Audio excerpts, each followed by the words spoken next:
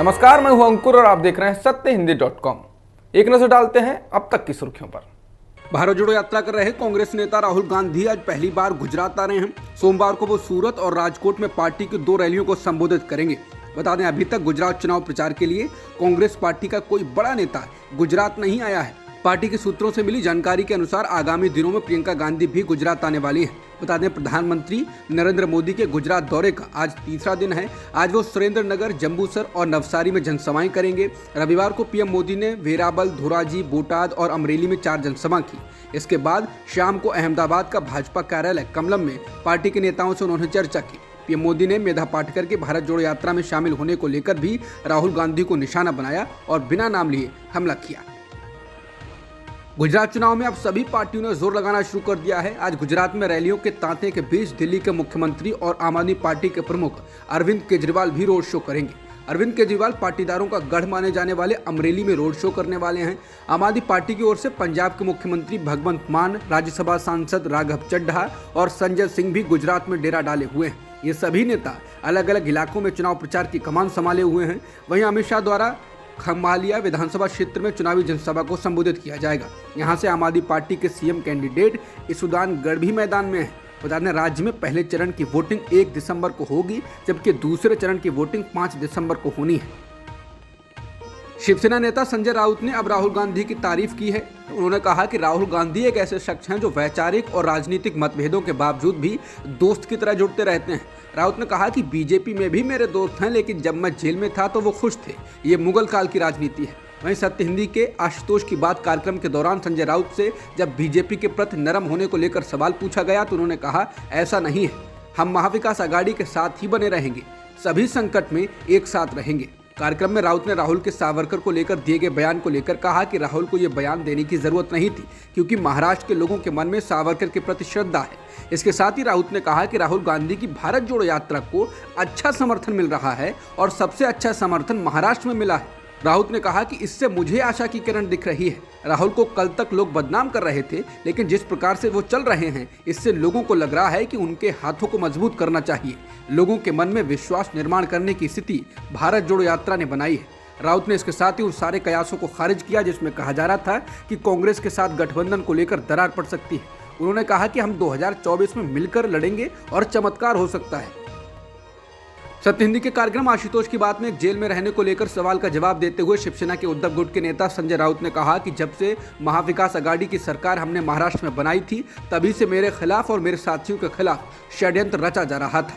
राउत ने कहा कि एक एजेंसी झूठे केस बनाकर 100 दिन से अधिक दिनों तक जेल में रखती है, और ये न्याय व्यवस्था, ये लोकतंत्र अगर होगा तो इस देश को देश कहना मुझे अच्छा नहीं लगता है। हजारों लोग आज देश से भाग रहे हैं, उनको यहाँ नहीं रहना है। कुछ साल पहले जब कुछ अभिनेता ने कहा था ये देश हमें छोड़ना चाहिए, तो हम लोगों ने आलोचना की थी। ये शाहरुख खान ऐसे कैसे बोल रहे हैं, आमिर खान ऐसे कैसे बोल रहे हैं, क्या ये देशभक्ति नहीं है? लेकिन उनका डर क्या था, ये मुझे समझ आया जब मैं 100 दिन से अधिक जेल में रहा। किस जुर्म में मुझे जेल में बंद किया गया मुझे मालूम नहीं। अगर एक राज्यसभा सांसद को ऐसे जेल में रखा जाता है तो आम इंसान का क्या होगा? संजय राउत ने कहा कि मुझे सबक सिखाने के लिए जेल में अंडा सेल में रखा गया था। बीजेपी एक के बाद एक स्टिंग जारी कर आम आदमी पार्टी को भ्रष्टाचारी और टिकट के लिए पैसे लेने वाला बताने की कोशिश कर रही है। एक हफ्ते के अंदर ऐसा तीसरा स्टिंग जारी किया गया है। बीजेपी ने एक स्टिंग ऑपरेशन में दावा किया था कि आम आदमी पार्टी ने एमसीडी चुनाव के लिए टिकट बेचे हैं। बीजेपी ने आज भी आप नेता बिंदु श्रीराम द्वारा किए गए स्टिंग ऑपरेशन का वीडियो जारी किया। बीजेपी ने आरोप लगाया है कि आप नेता बिंदु रोहिणी डी से टिकट मांग रही थी, उनसे टिकट के बदले 80 लाख रुपए मांगे गए। स्टिंग ऑपरेशन का वीडियो जारी करने के बाद बीजेपी ने आपके कई बड़े नेताओं पर इस भ्रष्टाचार में शामिल होने के आरोप लगाए। बीजेपी के राष्ट्रीय प्रवक्ता समित पात्रा ने प्रेस कॉन्फ्रेंस के दौरान कहा कि पूरी की पूरी आम आदमी पार्टी भ्रष्टाचार में लिप्त है। आम आदमी पार्टी भ्रष्टाचार विरोध की बात करती थी, पर आज पूरी पार्टी उगाही करने में लगी है। इसके साथ ही दिल्ली के विधायक विजेंद्र गुप्ता ने लिखा, स्टिंग से स्पष्ट है कि आम आदमी पार्टी सिर्फ निगम की टिकट ही नहीं, इन्होंने विधानसभा की टिकट भी बेची थी। दिल्ली के मुख्यमंत्री अरविंद केजरीवाल ने बीजेपी की ओर से जारी किए जा रहे स्टिंग वीडियो पर प्रतिक्रिया दी। केजरीवाल ने स्टिंग ऑपरेशन पर कहा कि बीजेपी हर रोज एक नई नौटंकी लेकर आती है। कभी कहती है कि शराब घोटाला हुआ, उसकी जांच हो गई, शराब घोटाले में कुछ भी नहीं मिला। इन्होंने कहा कि बस घोटाला हुआ, उसमें कुछ नहीं मिला। इन्होंने कहा कि सड़कों में घोटाला हुआ, उसमें कुछ नहीं मिला। अभी 4 दिन पहले भी इन्होंने कहा था कि कोई टिकट घोटाला हुआ, उसकी भी जाँच हो गई, उसमें तो ये जाँच कर लें। ईडब्ल्यूएस आरक्षण पर सुप्रीम कोर्ट के फैसले के बाद अब राज्यों में आरक्षण बढ़ाने की होड़ लग गई है, जिसकी पहले से उम्मीद जताई जा रही थी और कहा जा रहा है कि इस फैसले के बाद 50% आरक्षण की सीमा के क्या कोई मायने भी रह गए हैं। बता दें, कुछ दिन पहले ही झारखंड विधानसभा ने एक विशेष सत्र के दौरान राज्य में आरक्षण को बढ़ाकर 77% करने वाले विधेयक को अपनी मंजूरी दी है और अब छत्तीसगढ़ में ही ऐसी तैयारी हो रही है। एक रिपोर्ट के अनुसार छत्तीसगढ़ की कांग्रेस सरकार 1 दिसंबर से शुरू हो रहे विधानसभा के विशेष सत्र के दौरान एसटी, एससी और अन्य श्रेणियों के लिए जनसंख्या के अनुपात में आरक्षण देने के लिए एक कानून बनाने की योजना बना रही है। छत्तीसगढ़ में हाल ही में हाईकोर्ट ने 58% तक कोटा ले जाने के 2012 के एक सरकारी आदेश को गलत बताते हुए कहा था कि 50% से अधिक आरक्षण असंवैधानिक है। इस फैसले से उत्पन्न गतिरोध को हल करने के लिए ही विशेष सत्र बुलाया गया है।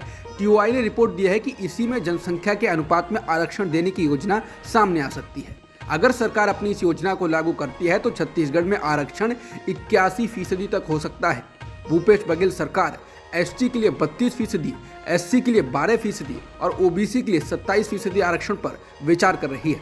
बता दें, जब हाल ही में सुप्रीम कोर्ट की संविधान पीठ ने ईडब्ल्यूएस यानी आर्थिक रूप से पिछड़े लोगों के लिए 10% आरक्षण पर मोहर लगाते हुए 50% आरक्षण सीमा पर अपना रुख बदलने का संकेत दिया है, तब इसने कहा कि 50% आरक्षण की सीमा के बाद भी आरक्षण देने में कोई दिक्कत नहीं।